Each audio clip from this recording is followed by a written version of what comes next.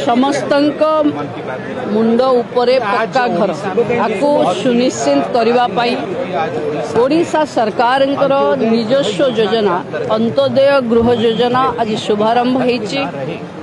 सारा देश रे प्रधानमंत्री आह्वान रे गरीबों को मुंड उपरे गोटे घर दबापाई जो योजना चली ओडिशार विगत सरकार माने घर पछे फेरई देले किंतु गरीबों को घर देलेनी।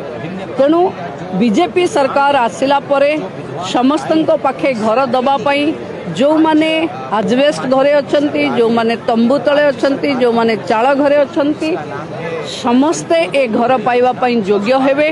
पूरी जिल्ला रे 1200 एभली भिन्नक्षम निराश्रय रोगाक्रांत विधवा महिला को आज घर दिगला। मु भावुची ओडिशा रे विकसित ओडिशा पई एक नुआ युग आरंभ हैला।